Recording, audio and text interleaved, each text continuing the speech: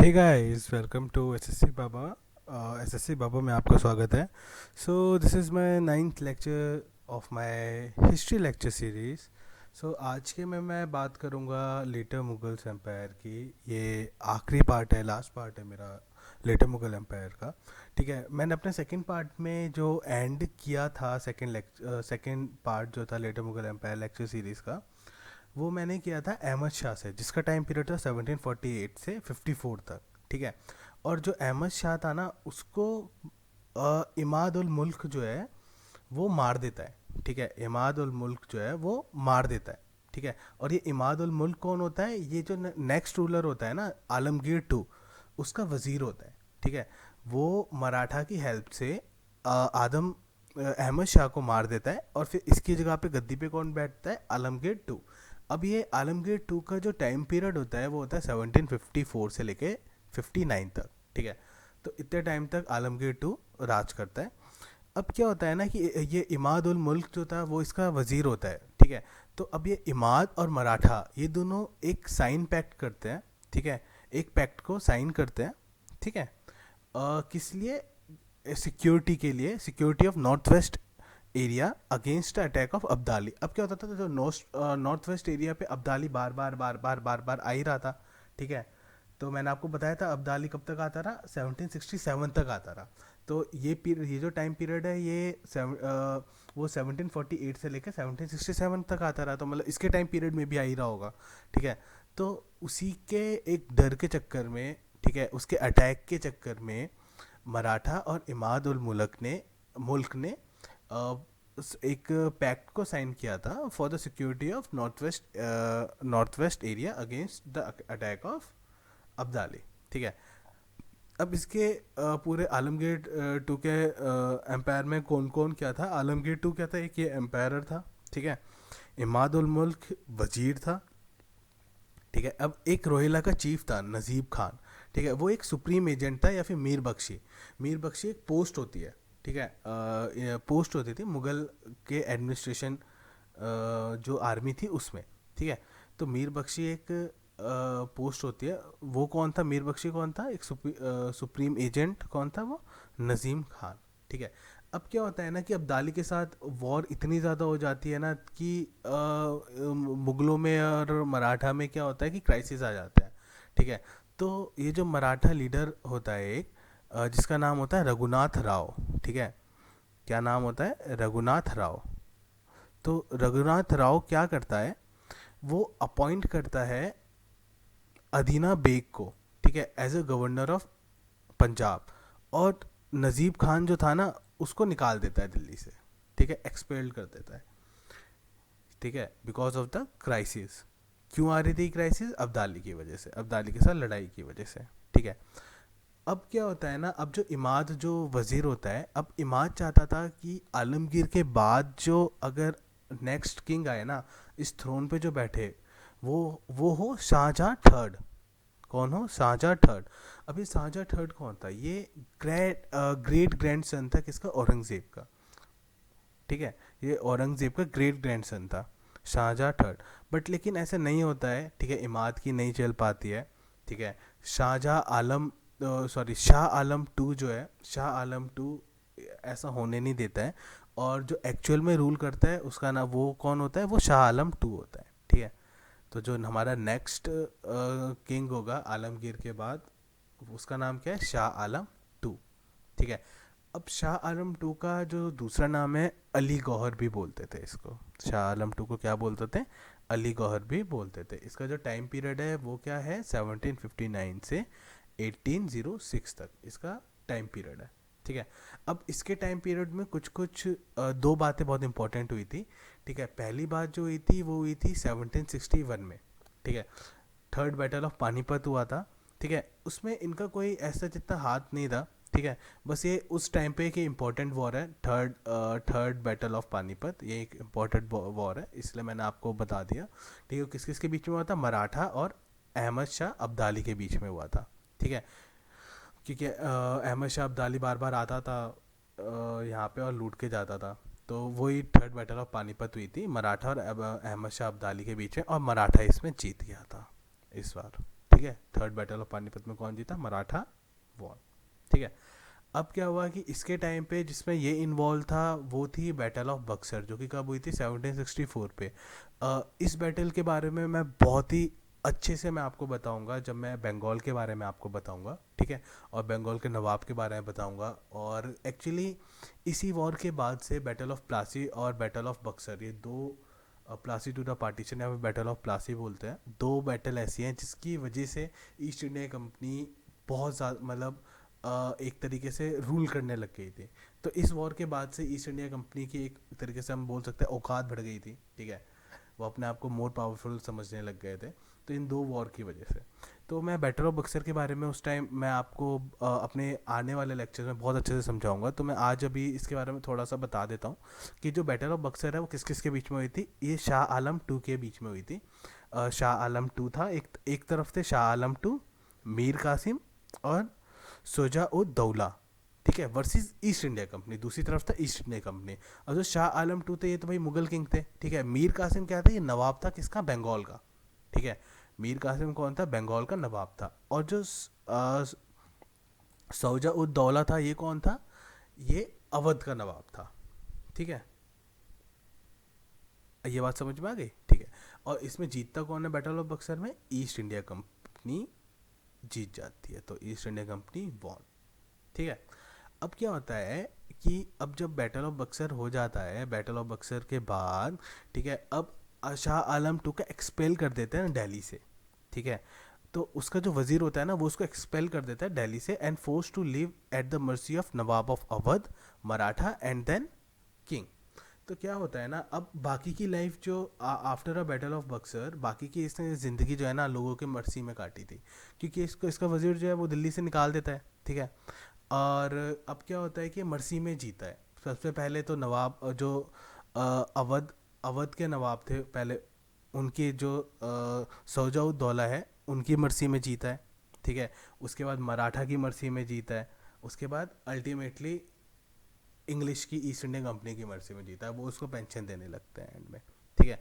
अब क्या होता है कि 1771 में अब मराठा जो है ना वो क्या करते हैं, वो मतलब इसका दिल्ली का एम्पायर इसको वापस तो दे देते हैं, ठीक है, बट लेकिन उसके ऊपर जो एक तरीके से प्रोटेक्शन जो होता था वो इंग्लिश का प्रोटेक्शन रहता था वहाँ पे, ठीक है।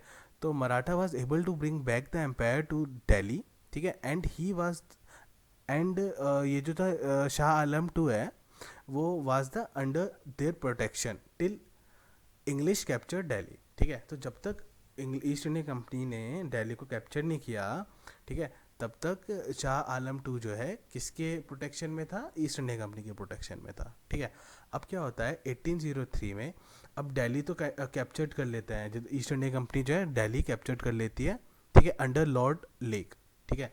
तो ये लॉर्ड लेक उनका एक चीफ होता था ईस्ट इंडिया कंपनी का, तो वो दिल्ली को कैप्चर कर देता है, ठीक है। इसके अंडर पे दिल्ली कैप्चर हो जाती है, ईस्ट इंडिया कंपनी के अंदर आ जाती है, और एम्पायर को become the first Mughal to get the pension from the English.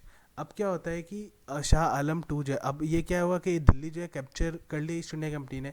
अब शाह आलम टू जो है वो ऐसा पहला मुगल बनता है कि ये अब इंग्लिश की मर्जी में रहने लगता है, मतलब अब जो ईस्ट इंडिया कंपनी अब इसको पेंशन देने लगती है, ठीक है, ठीक है। अब ये कोई ऐसा बस ये नाम का ही राजा रह गया था, बाकी ये अपनी ज़िंदगी पेंशन के उसमें काटता है, ठीक है। तो 1803 में ये चीज़ हुई, ठीक है।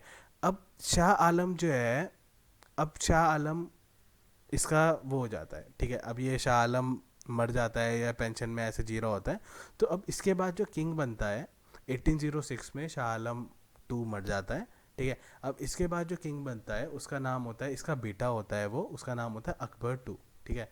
तो अकबर टू कौन होता है? शाह आलम का बेटा होता है। इसका टाइम पीरियड कहाँ तक चला? 1806 से 1837 तक अकबर टू का टाइम पीरियड चला, ठीक है। तो ये टाइम पीरियड 1806 से 1837 तक चला, ठीक है। अब क्या था, जो इंग्लिश कंपनी थी ना, जो ईस्ट इंडिया कंपनी थी, और जो मतलब जो ब्रिटिशर्स और उनके ऊपर जो उनके सुप्रीम ब्रिटिशर्स जो वहाँ पे लंदन में बैठे होते थे, ठीक है। अब वो क्या करते हैं कि वो एक रूल निकाल देते हैं, ठीक है, और वो कहते हैं कि भाई जितने भी टाइटल्स हैं ना, ठीक है, और जितने भी सेरेमोनियल्स हैं, ये सब जो है एक तरीके से मतलब ये सब हटा दो, ये सब हटाओ वहाँ से, ठीक है, जो भी मुगल एम्पायर है इन सब से आप ले लो, जितने भी टाइटल्स है और जितने भी सेरेमोनियल से लोग यूज़ करते हैं, जो भी चीज़ है वो इनसे ले लो, ठीक है, मतलब वो सारी चीज़ें ले लो जो मुगल रूलर को सुप्रीम बनाती है, ठीक है, जो भी प्रोक्लेम करती है कि सुपरमेसी ऑफ मुगल रूल्स, वो सब चीज़ें तुम वहाँ से ले लो। ईस्ट इंडिया कंपनी से बोलते हैं ब्रिटिशर्स जो उनके ऊपर हेड में बैठे होते हैं कि भाई जो भी मुगल रूल को सुप्रीम बनाते हैं ना, सुपरमेसी है, जो भी ऐसा कोई सिंबल है, वो टाइटल है या फिर कुछ है, सेरेमोनियल्स है, वो सब आप ले लो, ठीक है। अब क्या होता है कि ब्रिटिश ईस्ट इंडिया कंपनी ये सब ले लेता है, ठीक है, टाइटल वाइटल सब हटा देता है। तो अब अकबर टू बड़े परेशान हो जाते हैं इस चीज़ से, ठीक है, बहुत ज़्यादा परेशान हो जाता है। तो वो क्या करते हैं, वो ये राम मोहन रॉय, जो राजा राम मोहन रॉय है ना, राम मोहन रॉय जो first modern man of India हम जिसे बोलते हैं, ठीक है, उनको एज अ एम्बेसडर भेजते हैं कहाँ पे, इंग्लैंड में, ठीक है, कि वो वहाँ की अथॉरिटी से बात करे और इस रिस्ट्रिक्शन के बारे में बात करे कि भाई ये हो क्या रहा है, दिस इज़ रॉन्ग, ठीक है, तो इस बारे में बात करे। और अकबर टू ही होते हैं जो राम मोहन रॉय को टाइटल देते हैं राजा का। तब से हम इनको बोलने लगते हैं राजा राम मोहन रॉय अकबर टू के टाइम पे, ठीक है। तो अकबर टू वो किंग होते हैं जिन्होंने राम मोहन रॉय को राजा का टाइटल दिया था, इसलिए इनका नाम राजा राम मोहन रॉय पड़ गया था, ठीक है। अब इनके टाइम से क्या हुआ ना कि अब देखो, अब इससे पहले तक तो मुगल का मतलब एक तरीके से मुगल थोड़ा बहुत तो पावर थी मुगल के पास। अब क्या हुआ, अब तो मुगलों के पास कोई पावर ही नहीं है, टाइटल भी हट गया, एक तरीके से मर्सी में पेंशन में रहने लगे, ठीक है। तो अब जो वहाँ की जो वहाँ की जो लैंग्वेज थी मुगलों की, वो अब शिफ्ट होने लगी, ठीक है, वो शिफ्ट होने लगी पर्शियन टू इंग्लिश। अब बेसिकली अब मेन ऊपर मुगलों के ऊपर अब कौन है, इंग्लिश है ना, इंग्लिश ही उनको एक तरीके से पेंशन दे रहे हैं, तो मुगलों के ऊपर अब कौन है, इंग्लिश है। तो अब जो लैंग्वेज है उनकी पर्शियन से इंग्लिश चेंज होना स्टार्ट हो गई, ठीक है। अब 1837 में अकबर टू जो है वो मर जाता है, और उसके बाद आता है हमारा लास्ट किंग बहादुर शाह जाफर, जिसको बहादुर शाह सेकंड भी बोलते हैं, ठीक है। क्या बोलते हैं, बहादुर शाह सेकंड भी बोलते हैं। हाँ, एक लास्ट बात मैं आपको बताना भूल गया, ठीक है, ये आलमगीर टू के बारे में, कि आलमगीर टू तो चलो ठीक है, अब आप पूछोगे आलमगीर टू है, इसका मतलब आलमगीर वन भी होगा। आलमगीर वन हम लोग किसको बोलते थे, आलमगीर वन हम औरंगज़ेब को बोलते थे, ठीक है। तो औरंगज़ेब का जो दूसरा नाम था वो आलमगीर वन भी है, ठीक है, तो ये बात ध्यान रखना। चलिए, अब मैं ये लास्ट लेक्चर में अपना लास्ट मुगल किंग पे आता हूँ, जो कि है बहादुर शाह जाफ़र, ठीक है। इसका टाइम पीरियड है, और बहादुर शाह सेकंड भी हम इसे बोलते हैं, ठीक है। इसका जो टाइम पीरियड है वो क्या है, 1837 से लेके 1858 तक, ठीक है। अब ये वो मुगल किंग है जिसके नाम पे रिवॉल्ट ऑफ 1857 हुआ था, ठीक है। चलो उसके बारे में बात करते हैं। तो अब बहादुर शाह जाफ़र थे कौन भाई, ये एक रायपुर की प्रिंस थी और अकबर टू, इन दोनों ने शादी कर ली थी, और इनके बेटे थे, ठीक है, बहादुर शाह जाफर, ठीक है। तो अकबर टू और रायपुर की प्रिंसेस, इनके बेटे थे कौन, बहादुर शाह जाफर या फिर बहादुर शाह सेकंड, ठीक है। अब इनके टाइम पे एक मिर्ज़ा गालिब करके एक उर्दू पोइट थे, बहुत फेमस है मिर्ज़ा गालिब, ठीक है। तो इसलिए मैंने आपको ये पॉइंट भी बता दें कि मिर्ज़ा गालिब जो है इनके टाइम के उर्दू पोइट है, ठीक है।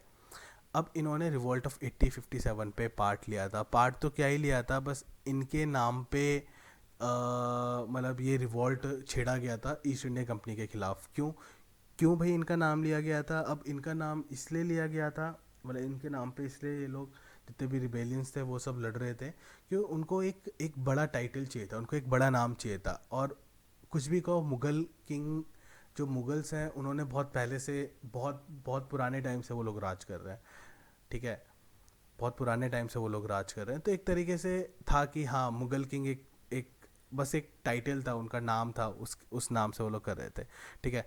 तो बहादुर शाह जाफ़र को ये लोग क्या बोलते थे, called an empire of Hindustan, कि भाई आप भी हिंदुस्तान के पूरे एम्पायर हो, ठीक है। और ये कौन बोलता था, रिबेलियंस जितने भी थे ना उनके पास आए थे, वो बोलते थे, ठीक है। अब क्या हुआ आफ्टर द रिवॉल्ट, जब रिवॉल्ट ख़त्म हो गया, अब सब जितने भी रिबेलियंस थे उनको मार दिया, सप्रेस्ड कर दिया, ठीक है। तो क्या हुआ, बहादुर शाह जाफ़र को कैप्चर कर लिया ईस्ट इंडिया कंपनी ने, ठीक है, इंग्लिश ने।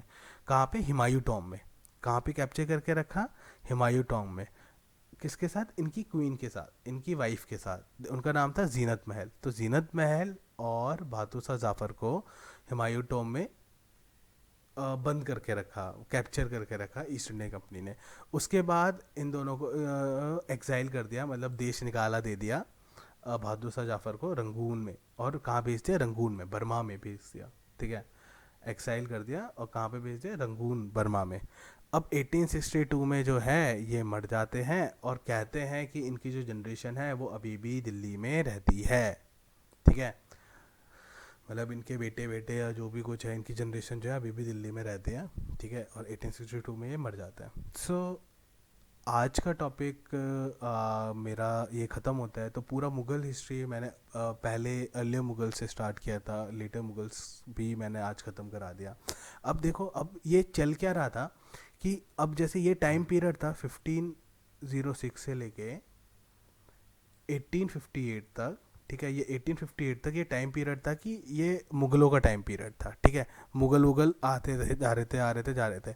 अब इसी टाइम पे जो था ना, इसी टाइम पे आपका कहीं ना कहीं मराठा चल रहे थे, ठीक है।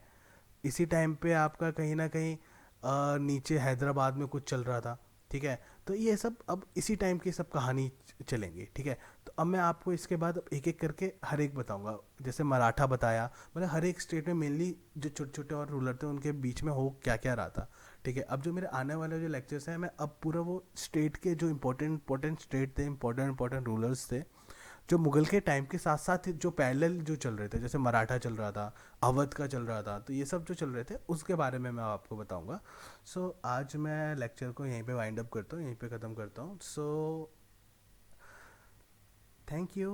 अगर आपको मेरा वीडियो अच्छा लगा तो please hit the like button, subscribe my channel and please share my videos यार।